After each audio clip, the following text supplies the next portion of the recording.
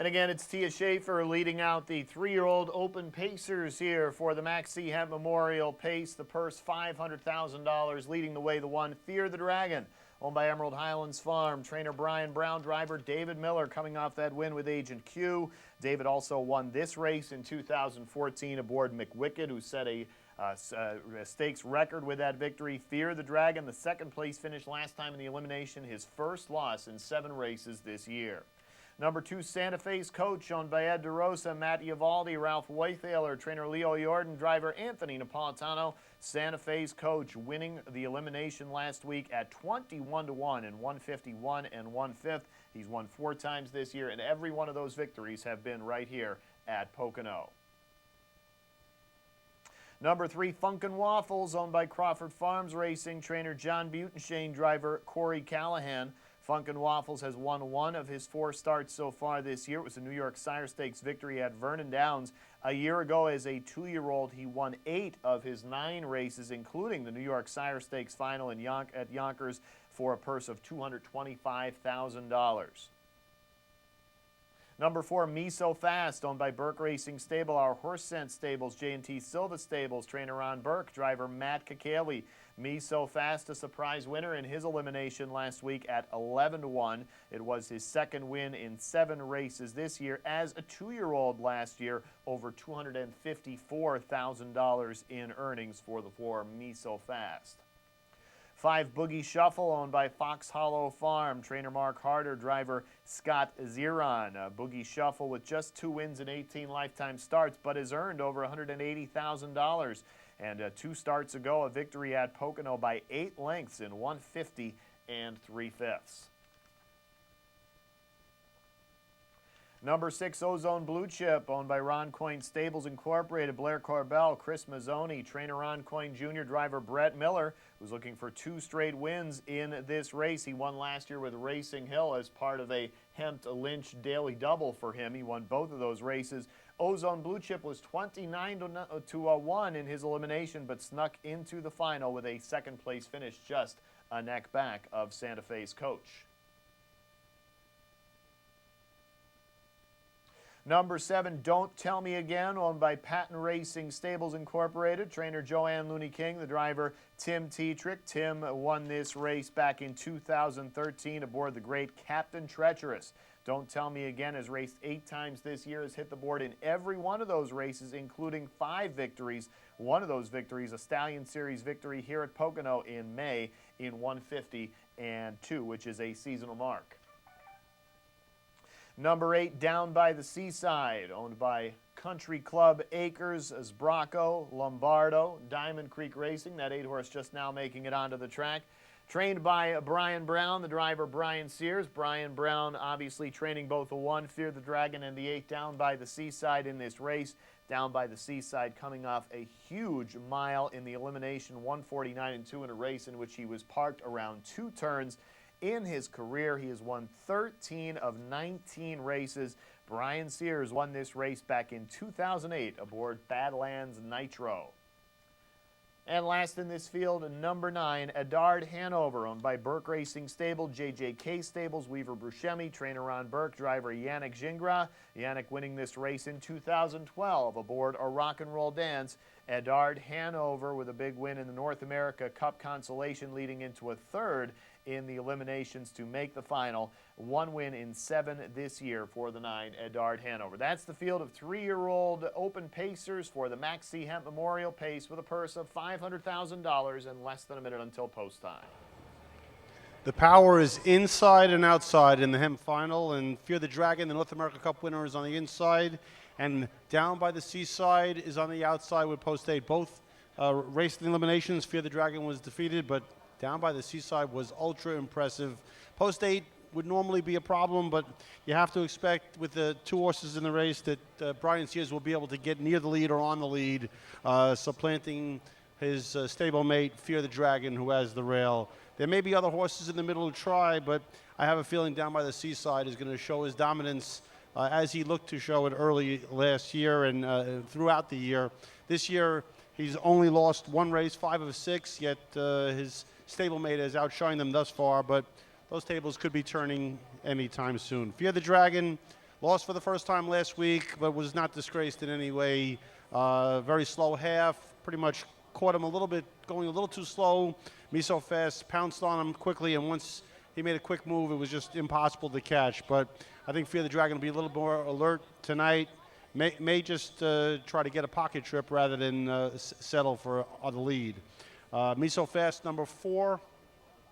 Ultra impressive. First chance to really shine was last week. He drew outside the North American Cup eliminations and final and never had a chance to show his true character. But last week, a vicious move on the backstretch, and he continued it going right to the wire. 53 and change last half. Ron Burke, Matt Kakeli. Matt has tremendous confidence in this horse, and he certainly should.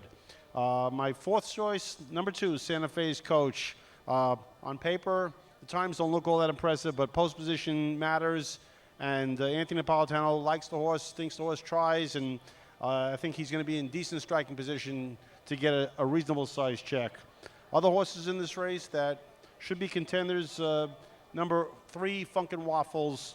Last year, one of the best horses in New York, only in New York, but so far this year, 1 of 4, but looks like he's on the improve. Last week he left and was left first over and really grinded pretty nicely the final half. So I think Funkin Waffles is coming to this race as good as he's been all year, and post 3, Corey Callahan, it's a good spot to be in.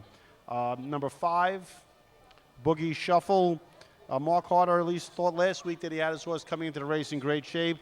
He cut reasonable fractions and really didn't hold that well, but this might be a better horse who's tracking horses as opposed to on the front end. And Scott Sierra has already pulled off a major upset tonight with Lion Snyder. Would be doing such again if Boogie Shuffle were to wake up and light up the board. Number 7, Don't Tell Me Again, trained by Joanne Looney and Jim King Connection. 10 wins and 14 lifetime starts. Dragon again, gelding was really, really sharp last week, closing only beaten a half a length by Down by the Seaside. Again, like Down by the Seaside, he's drawn outside, but has the services of Tim Tetrick.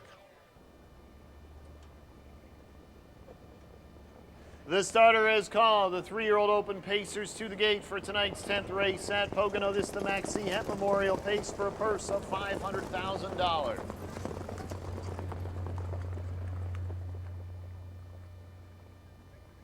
And around the turn they go.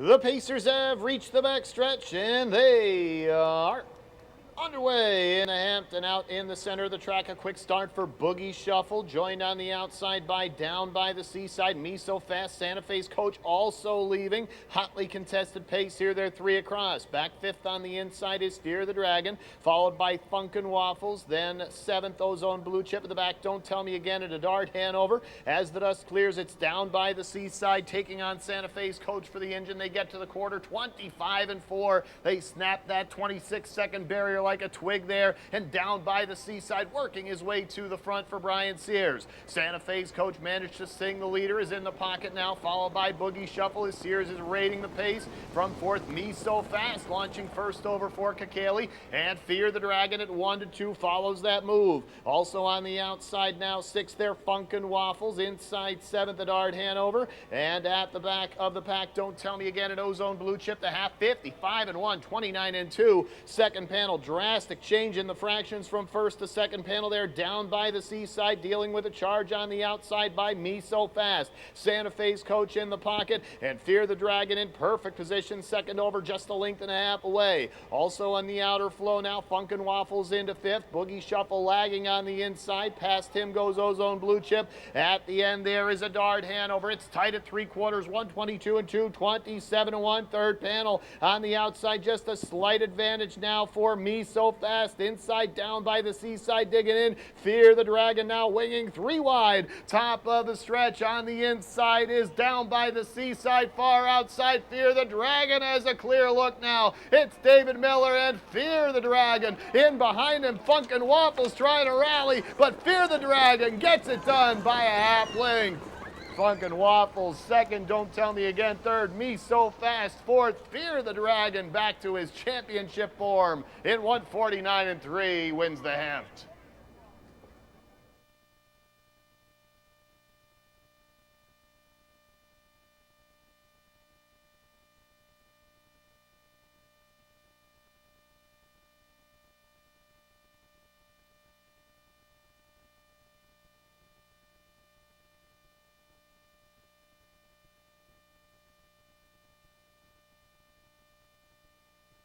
As he so often does in big races, David Miller making the right call, in this case a second over trip behind the first over of Me So Fast, kicked off that cover and is able to outpace Funkin Waffles, who closed well at 23-1 to get second, but it is Fear the Dragon at odds on for the hempt.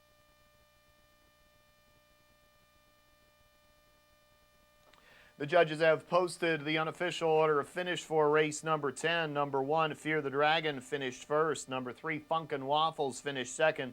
Number 7, Don't Tell Me Again, finished third.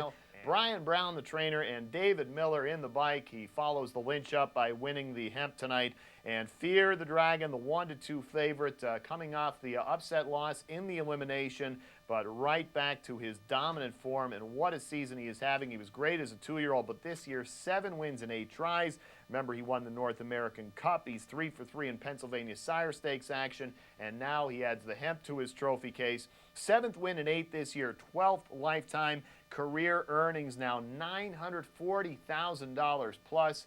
And it's just a matter now of presenting the plaque and the blanket to our 2017 Max C. Hempt Memorial Champion, the one, Fear the Dragon.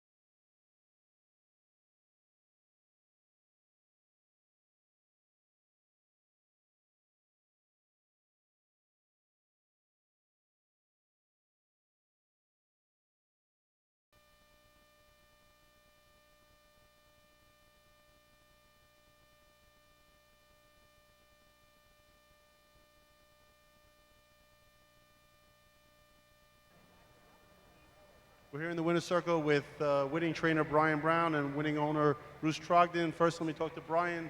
Brian, going into this race, what did you think about your chances? Well, I thought off the rail, as long as he didn't get in any trouble early, getting trapped in or something silly happening, that he'd be in great shape. He loves to come from behind, and David had his choice of where he wanted to land, and he landed in the perfect spot. I mean, it was a driver's race. Would you say that? Well, I think so. You know, the speed hasn't been great tonight, and when my other horse gets parked a corner 25-4, that was enough to do him in, and it pretty much set the whole thing up for Fear the Dragon. I know I just heard you talking next week. Is there a next week for Fear the Dragon? No, we're pretty sure 99% we're going to give him the next 2 weeks and then head to the Adios. Okay, thank you, Bruce. As someone who bought this horse in the belly, what does that feel like? Oh, it's great.